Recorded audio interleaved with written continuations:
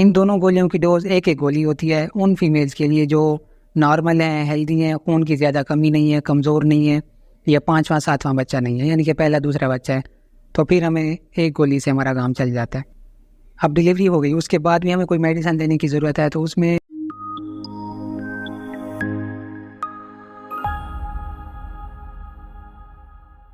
अच्छा जनाब, चलते हैं अगले सवाल की तरफ, जो है प्रेगनेंसी में कौन कौन सी दवाई इस्तेमाल करनी चाहिए।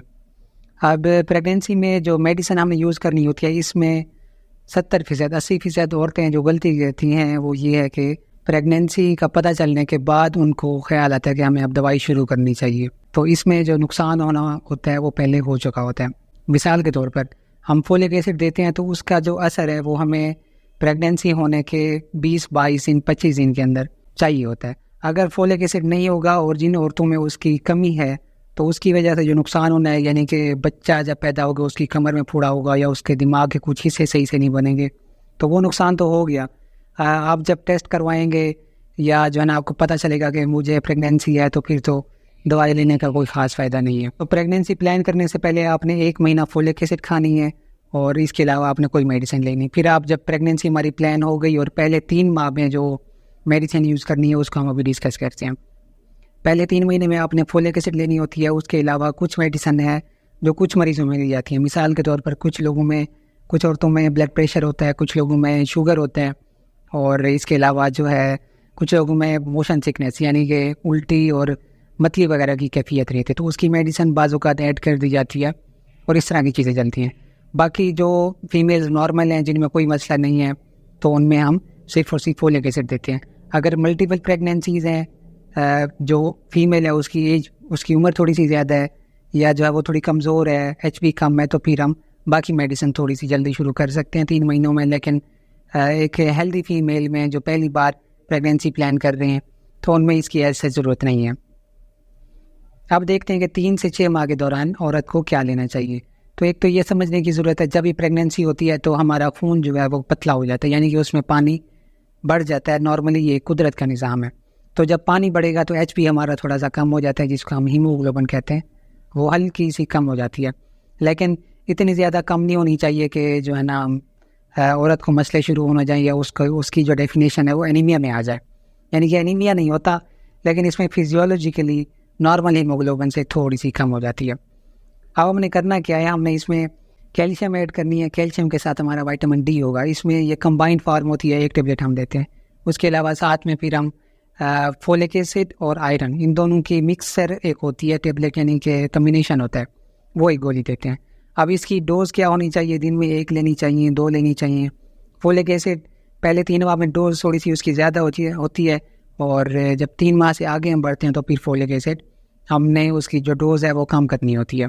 अब इसमें जो मोस्ट ऑफ द डॉक्टर्स को भी ख़ास तौर पे आइडिया नहीं है कि हमने नॉर्मल फीमेल्स में भी अब फोलिक एसिड को पूरे 9 माह चलाना होता है। आमतौर पे जो ख्याल है वो ये है कि सिर्फ पहले 3 माह 4 महीने हमने फोलिक एसिड देनी है, उसके बाद नहीं देनी।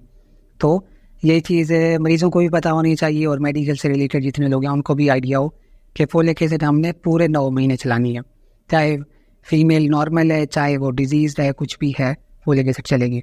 इन दोनों गोलियों की डोज़ एक एक गोली होती है उन फीमेल्स के लिए जो नॉर्मल हैं, हेल्दी हैं, खून की ज़्यादा कमी नहीं है, कमज़ोर नहीं है, या 5वां 7वां बच्चा नहीं है, यानी कि पहला दूसरा बच्चा है, तो फिर हमें एक गोली से हमारा काम चल जाता है। लेकिन कुछ फीमेल्स में कमी होती है, उनका जो खाने का अंदाज़ होता है वो सही नहीं होता, कम होता है, न्यूट्रिशनल सप्लीमेंट्स नहीं होते, या उनकी जो एक इकोनॉमिक बैकग्राउंड होता है, यानी कि जो गरीब घर से फीमेल्स होती हैं उनमें इसकी कमी ज़्यादा होती है। अब तो आमतौर पे पाकिस्तान और इंडिया में देखा गया है कि वेल टू डू फैमिलीज़, यानी कि अच्छी फैमिलीज़ में भी इसकी कमी है, क्योंकि उनको आइडिया नहीं होता कि हमने क्या खाना है। अब 6 से 9 माह के दौरान हमने कौन सी मेडिसिन देनी है, इसमें आपने एक तो आपकी जो कैल्शियम, विटामिन D, आयरन और फोलिक एसिड, ये आपकी चलती रहेंगी। यही सेम मेडिसिन जो हमने 3 से 6 में की थी वही 6 से 9 माह में करनी है। बाकी इसमें कोई ख़ास हमें मेडिसिन और ऐड करने की या कम करने की ज़रूरत नहीं होती, बस आपने अपना जो खाना है वो हेल्दी रखना है। अब डिलीवरी हो गई, उसके बाद भी हमें कोई मेडिसिन देने की ज़रूरत है, तो उसमें एक तो जो कैल्शियम विटामिन D है वो भी चलता है, साथ में हम आयरन भी रिकमेंड करते हैं कुछ केस में, जब तक 5-6 माह ने जो है ना अपने बच्चे को दूध पिलाना है। वैसे तो दूध पिलाने का ड्यूरेशन डिफरेंट होता है, लेकिन 5-6 माह हम डिलीवरी के बाद एडवाइस करते हैं कि आप ये चीज़ें लें। बाकी जो फीमेल्स बीमार होती हैं या उनको कोई मसला होता है तो उसकी मेडिसिन साथ साथ चलती रहती हैं। ये जो मेडिसिन मैंने आपको बताई हैं ये नॉर्मल फीमेल्स में चल रही रहनी। बाकी ये जो मेडिसिन मैंने आपको बताई हैं ये नॉर्मली चलती रहनी चाहिए, इनका कोई साइड इफ़ेक्ट नहीं है। और इससे क्या होगा कि बच्चा हेल्दी पैदा होगा, वो सेहतमंद होगा, उसका वेट अच्छा होगा, उसका कद अच्छा होगा, और जब पैदा होगा तो उसको कोई भी प्रॉब्लम नहीं होगा। तो ये थी वीडियो। अल्लाह हाफ़िज़।